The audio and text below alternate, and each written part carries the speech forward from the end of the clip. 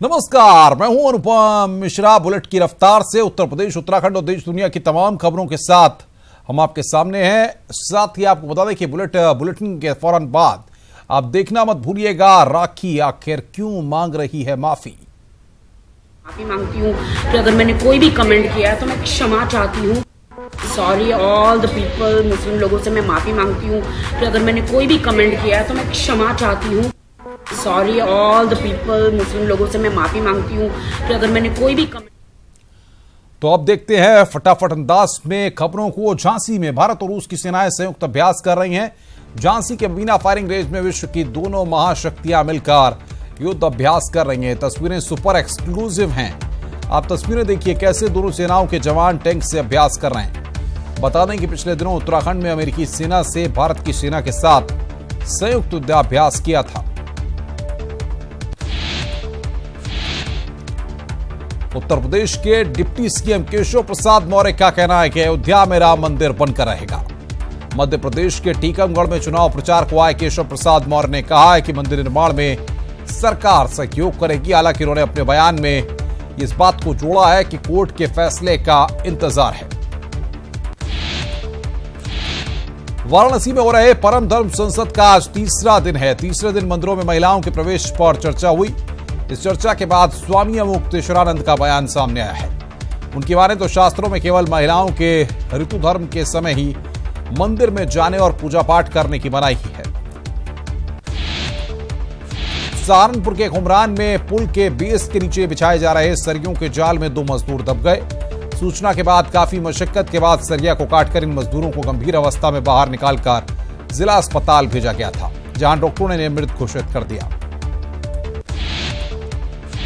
बदायूं के बिसौली तहसील में एक नाले के किनारे डाकिये के बैग में सैकड़ों आधार कार्ड के अलावा बिजली विभाग के आदेश और कई ज्ञापन मिले हैं। डाकिये के इस कारनामे ने पूरा डाक विभाग को सवालों के घेरे में खड़ा कर दिया है। पूरे मामले पर जिले के डाक अधीक्षक का कहना है कि कमेटी बनाकर मामले की जांच शुरू करवा दी गई है। बहराइच में राइस मिलों द्वारा चावल गबन का एक बड़ा मामला सामने आया है। जिले की 2 राइस मिलों ने पीसीएफ से धान तो ले लिया, लेकिन इतना समय बीत जाने के बाद भी मिल अब तक 7 करोड़ मूल्य का सरकारी चावल देने का नाम नहीं ले रहे हैं।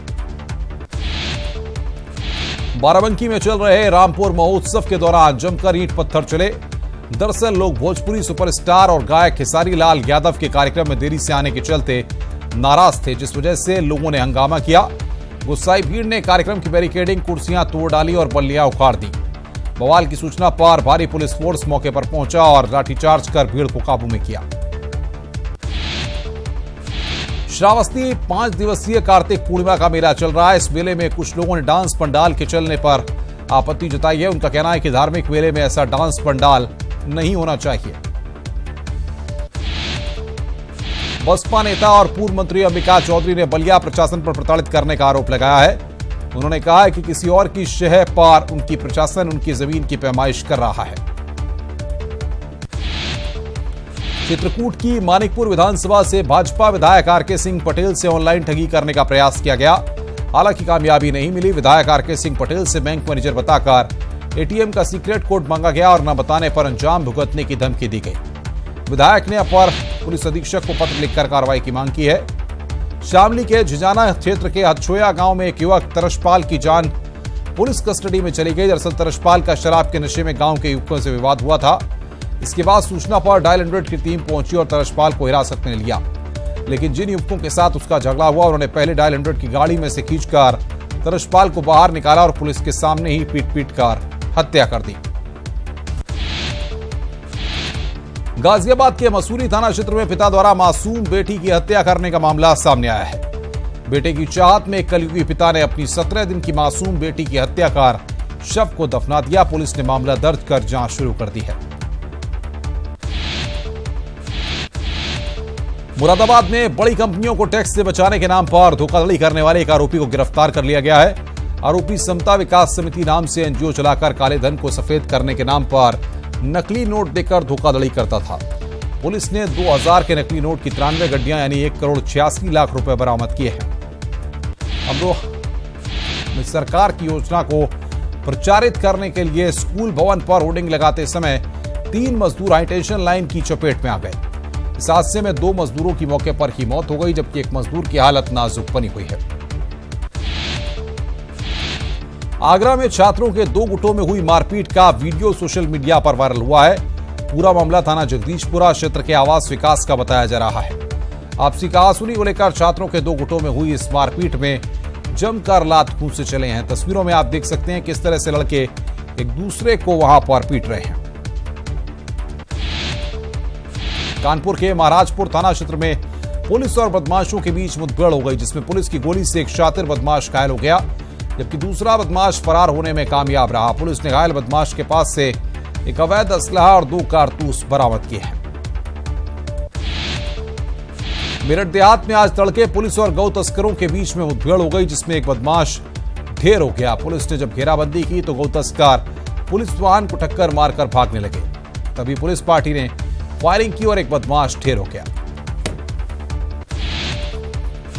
गाजियाबाद के लोनी इलाके में ट्रोनिका सिटी के पास पुलिस और बदमाशों में मुठभेड़ हुई। बताया जा रहा है कि बाइक पर 2 बदमाश दिल्ली की तरफ से आ रहे थे। उन्हें रोकने की कोशिश की गई तो उन्होंने पुलिस पर गोली चला दी। इसके बाद पुलिस ने जवाबी कार्रवाई की और एक बदमाश को पकड़ लिया।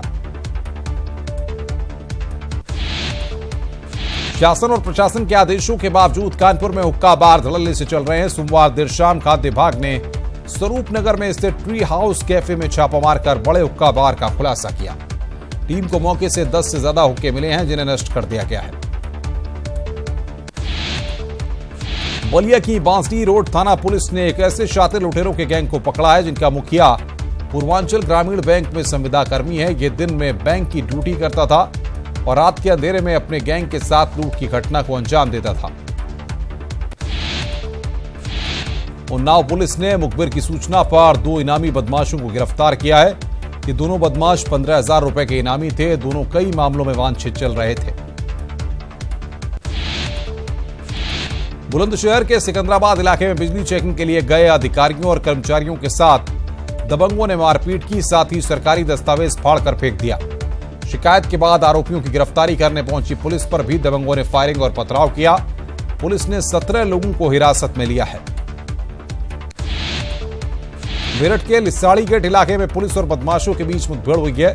पुलिस ने 2 बदमाशों को पकड़ा है। दोनों बदमाशों को गोली लगी है। बताया जा रहा है कि पकड़े गए बदमाश दिल्ली और उत्तर प्रदेश से 1.25 लाख के इनामी हैं।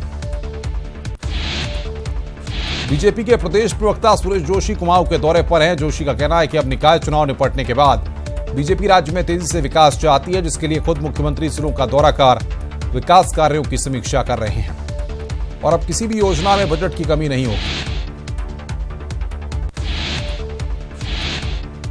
गैरसैंण में विधानसभा सत्र नहीं कराने की विवादित टिप्पणी के बाद चौतरफा हमले झेल रहे बीजेपी के प्रदेश अध्यक्ष अजय भट्ट बाज नहीं आ रहे हैं। अब अजय भट्ट ने मुख्यमंत्री त्रिवेंद्र सिंह रावत को नसीहत दी है।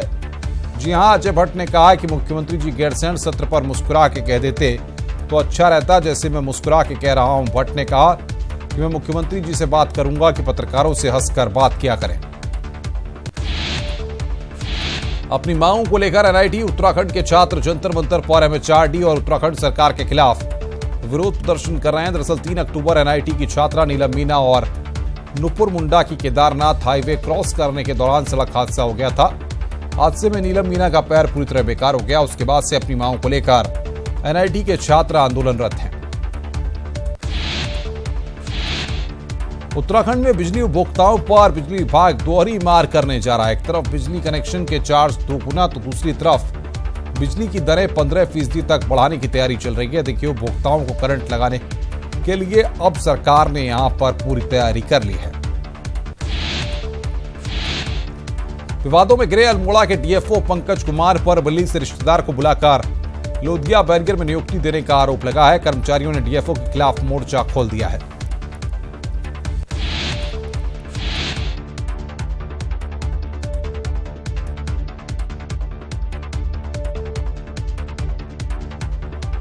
दिल्ली में सीएम केजरीवाल की सुरक्षा में चूक का एक और मामला सामने आया है। सीएम के जनता दरबार में सिक्योरिटी चेक के दौरान सुरक्षा बलों ने एक युवक के पर्स से जिंदा कारतूस बरामद किया। यह युवक सीलमपुर का रहने वाला है। उसका नाम मोहम्मद इमरान बताया गया है। कुरुक्षेत्र में कालका हावड़ा मेल ट्रेन की स्लीपर बोगी में आग लगने से हड़कंप मच गया। हादसे में 5 यात्री घायल हो गए, जिन्हें अस्पताल में भर्ती कराया गया है।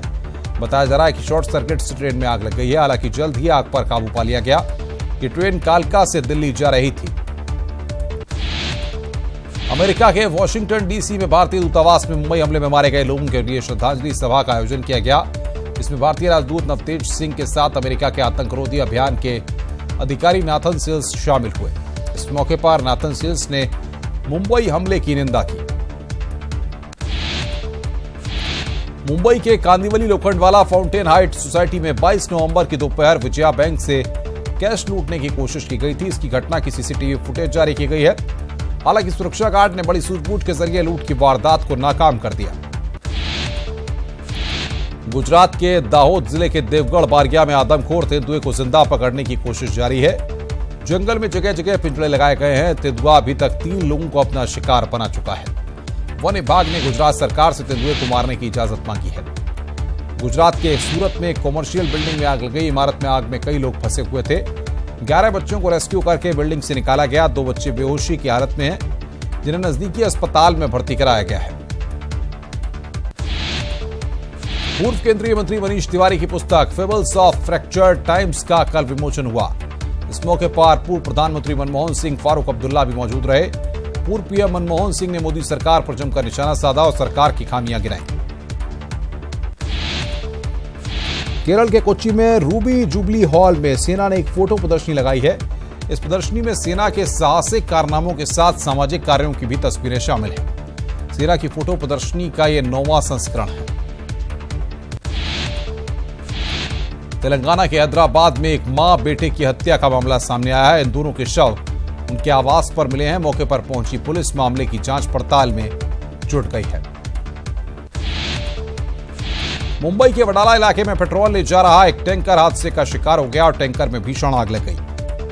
आग की वजह से सड़क पर अफरा तफरी मच गई। मौके पर पहुंची 5 दमकल की गाड़ियों ने आग पर काबू पाया।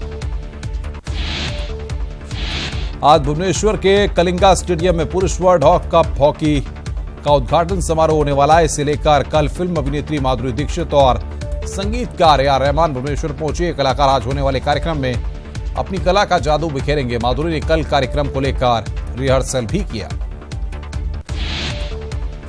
विश्व कप पुरुष हॉकी के उद्घाटन समारोह के लिए अब कुछ घंटे बचे हुए हैं। खेल राजधानी के रूप में तेजी से अपनी पहचान बना रहे भुवनेश्वर पर पूरी तरह से हॉकी का खुमार छा चुका है।